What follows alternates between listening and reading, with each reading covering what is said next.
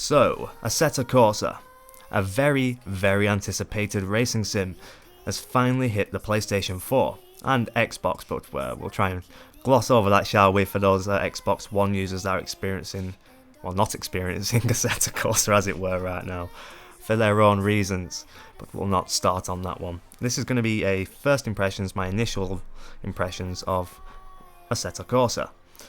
Now, I've waited for this quite a long time. This impressions is based off the first 8 to 9 hours or so of gameplay that I've had with it today.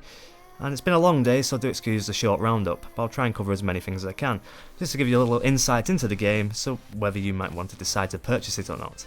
Although I'll come to that towards the end of this video, because it's going to be a few topics I'm going to touch upon, and obviously the main one's going to be drifting.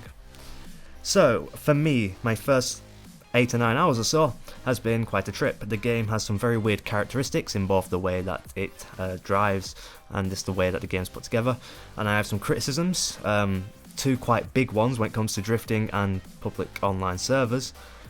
Two big criticisms I'll give you towards later on, and yeah, some things that need to be sorted, as well as to deal with the amount of content in the base version as it stands on day one. I must stress that if you're watching this anytime in the future, this was made on day one of the PS4 launch, so it's had plenty of time in the PC side to build itself up ready for this. It's got plenty of content in theory from speaking to PC users, but one of the problems with the content is there isn't that many tracks. There's a lot of variants of like Nordschleife, for example, which by the way they've got a tourist version of the Nordschleife, which is quite fantastic, just getting to drive from the car park and out, and then that chicane, which I didn't even know was there because I've never been on it before.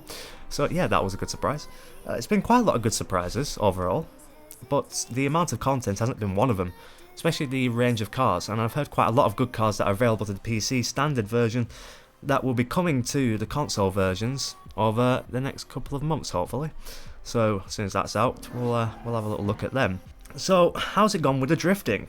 The drifting has gone on quite well. Initially, I couldn't drift really. I could drift, but I couldn't really hold it on the exit of the drift. The body weight would transfer from one side of the car to the opposite in rather an unpredictable and hard to react sort of manner. So after working with a few different cars, messing around with the setups, which is one thing I should mention. One of the biggest issues, as I already sort of mentioned, is the setups and just the way the tuning works. Now, compared to, say, Project Cars, which is going to be compared to a lot in the next couple of videos, I do apologise, but it's the closest competitor in the console market. I must stress that because people take me out of context and think I'm making it everywhere, but just console. Tuning-wise, Assetto Corsa is very friendly. It's very simple to understand, and Project Cars has lots more depth in tuning, which is obviously always going to be a better thing overall, because you can get more out of it. But this is where the things get weird. When it comes to the drifting side of it, the drift cars in Assetto Corsa are very untunable in comparison to race cars, which has always been a big bugbear of me. End of the day, it's a game. Give us the options to tweak the setups if we want. You know, you can always restrict it in racing situations, but for people that don't want to race or that just want to do their setup in a rather unique way for their driving style or for whatever purpose they want to use the car for, I don't think any game should hinder that, and that's one thing I always like Gran Turismo for. As much as I've ever bashed that game, at least the customization and tuning options were pretty much fairly spread across all vehicles, and that's not the case with Project Cars and Assetto Corsa. Assetto Corsa being the worst offender in this case so far.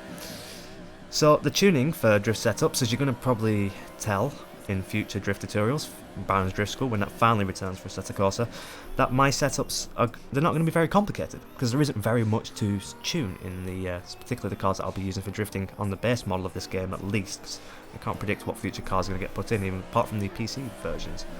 But the point is, one thing they're going to need to do if they want to make more cars usable for different things, such as being able to use other cars for drifting, we're going to need more tuning options, please, especially on sway bars and a lot of other things, because having so many locked away where we can't even fiddle with them is very irritating. So please do work on that, especially on cars that you've even called yourself Assetto Corsa. You've even called them drift cars, so please let us be able to tune them for our own drifting styles and for our own driving techniques.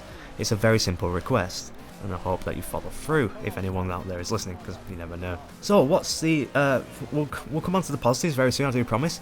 But the other massive negative, which I hope gets changed very soon, is the fact that the online lobbies, and you can't create a custom server. So for example, in Gran Turismo Project Cars, you can create a custom server. In Assetto Corsa, that is not the case. You have standard servers and you join them or you don't. There is no way of creating your own. That is a big missing feature. Assetto Corsa, if you want to ever have any hope of being successful, please put custom servers on where we can give them titles and also pick what categories of racing is going to be done, etc. Gran Turismo had a great model on this, and I wish that other companies would follow suit with this. And Project Cars is slightly better compared to Assetto Corsa as far as the online lobby layout goes, because you actually get a choice in creating a lobby, whereas Assetto Corsa you don't. So that's the situation that I hope needs to change as soon as possible. Now on to some of the good things. Even though this is sort of a double-edged good thing, even though the graphics aren't as good as Project Cars on Assetto Corsa, it feels much smoother. Everything seems to run a lot nicer.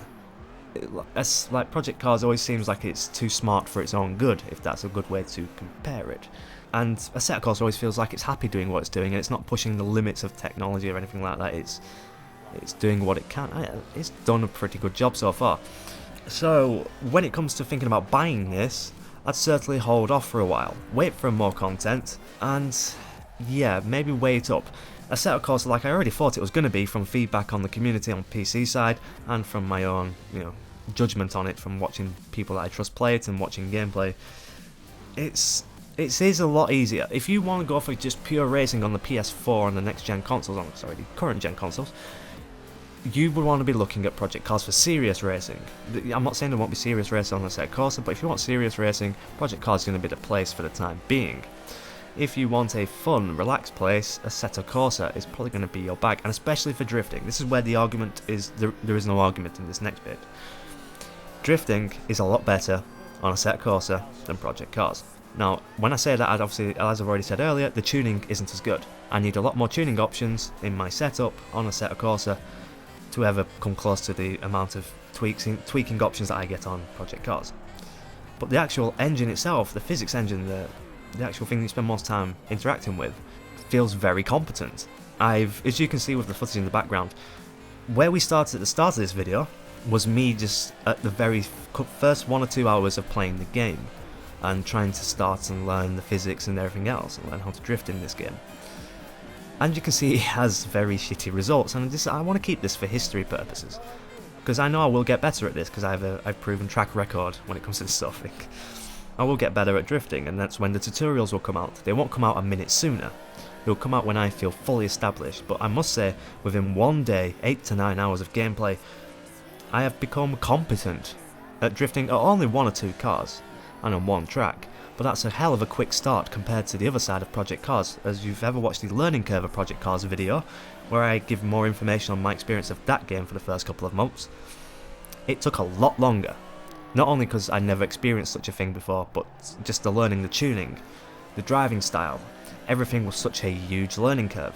And that's where it's kind of helped me in this case for Assetto Corsa. It's kind of prepared me in a way. So I've been quite happy with my progress. So if this is any sign of the future, there will be a good drifting future on the PS4, on the current gen consoles, on Assetto Corsa. If you still want to challenge yourself, you can still give it a go on Project Cars. Now if you definitely want serious racing, I'd probably still recommend Project Cars. But yeah, Assetto Corsa is a pretty good way to go. One thing I must mention before the end is the pricing of it.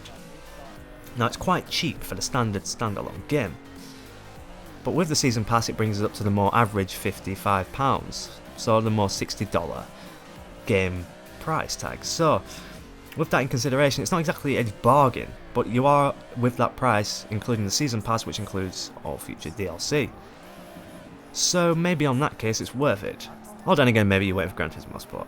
On that note, I'm still waiting for it. We'll see what that game's like, but Assetto Corsa is good. I'd definitely recommend you give it a look. I'll keep working on the drifting, and as you can see, hopefully by these clips at the end of the video, that I've actually done quite well in 1 day. So hopefully within the next month, we should have the first tutorial.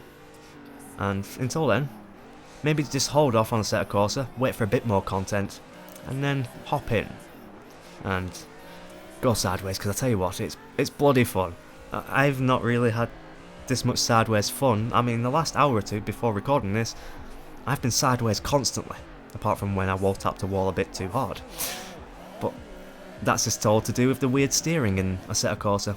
Put full lock on in a slow corner and it's just going to scrub and wash wide and lock up. So yeah, it's a new world, it's a new game, it's a new physics engine. Let's explore it and I'll keep you updated. If there's any big issues or yeah, there will be I nearly forgot this at the end of the video, there will be a Let's Rank coming on Assetto Corsa.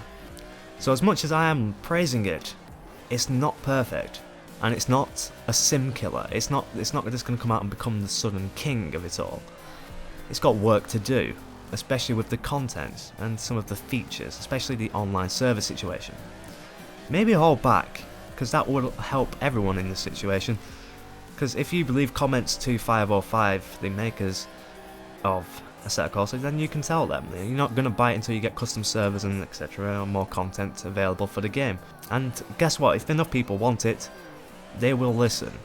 That's how the industry works. So on that note, I love you all as always. I'll see you in the next video. God, I'm so tired from drifting. Like, I don't know, can you tell in my voice in this video I've been so drained of energy. I've had 4 hours sleep waiting for a delivery of that game all day. Yeah, because I got it delivered, I know. Too lazy to go to town. Well, that, and I don't like house. Never mind. This is going on too long. Goodbye now. I need to go back to drifting and go back to sleep.